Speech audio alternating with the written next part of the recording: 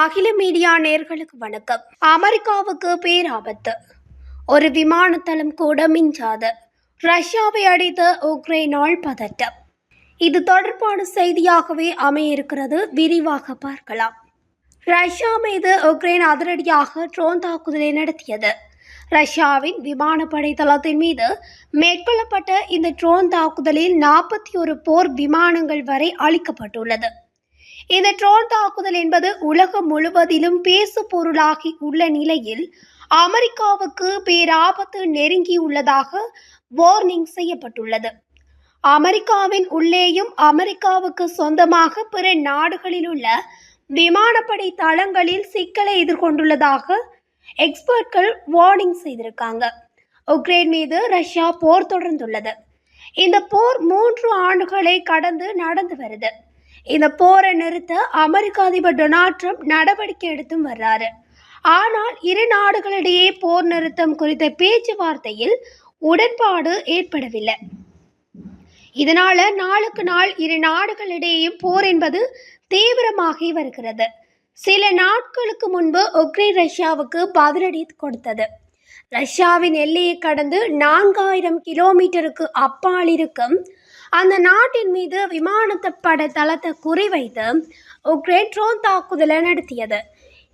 இதில் ரஷ்யாவின் 41 போர் விமானங்கள் அளிக்கப்பட்டதாகவும் செய்திகள் வெளியாகி இருந்துச்சு.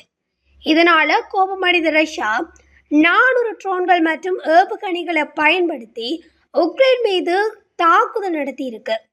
இதுல 4 பேர் வர பலியாகி இருக்காங்க. இதனால இரு நாடுகளிடையேயான போர் என்பது உக்கிரமாகியுள்ளது. இந்த நிலையில தான் ரஷ்யாவின் விமானப்படை தளம் மீது உக்ரைன் நடத்திய ட்ரோன் தாக்குதலால் அமெரிக்காவுக்கு பேராபத்து உள்ளதாக வார்னிங் செய்யப்பட்டிருக்கு. அதாவது அமெரிக்கா மற்றும் பிற நாடுகளில் உள்ள அமெரிக்காவுக்கு சொந்தமான விமானப்படை தளங்களில் போதிய பாதுகாப்பு என்பது இல்லை. அங்கு விலை உயர்ந்த போர் விமானங்கள் நிறுத்தப்பட்டுள்ளதால் ஏவுகணை ட்ரோன் தாக்குதல் நடத்தி அதனை அழிக்கும் அபாயம் உள்ளதாகவும் அமெரிக்காவின் விமானப்படை அதிகாரிகள் எச்சரித்திருக்காங்க. தற்போது சீனா அமெரிக்கா இடையே மோதல் உள்ளது. இதனால சீனாவுடன் போர் ஏற்பட்டால் சீன ராணுவம் அமெரிக்க விமானங்களை பெரிய அளவில் தாக்கும் என்ற கட்சன் நிறுவனத்தின் அறிக்கை ஏற்கனவே எச்சரிக்கை செய்திருக்கு.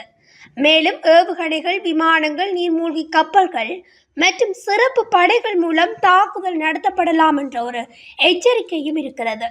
இந்த தாக்குதல் என்பது அமெரிக்காவில் உள்ள விமான தளங்களையும் குறிவைத்து நடத்தப்படும் என்று தெரிவிக்கப்பட்டுள்ளது.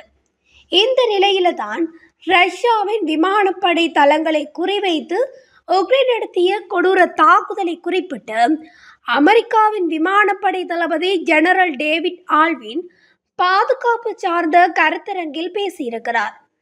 அப்போது அவர் கூறியிருப்பதாவது, இது ஒரு முக்கியமான தருணம். அமெரிக்காவில் கூட பாதுகாப்பான இடம் இல்லை.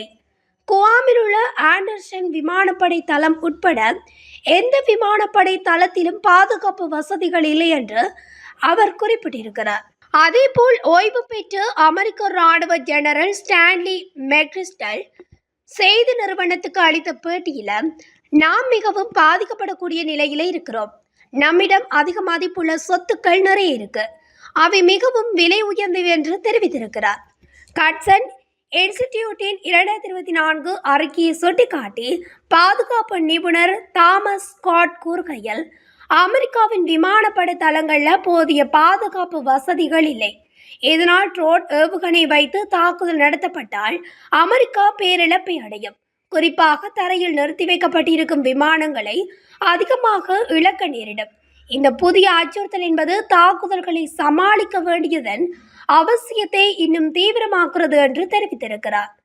இதன் மூலம் அமெரிக்காவின் விமானப்படை தளங்கள் பாதுகாப்பாக இல்லை.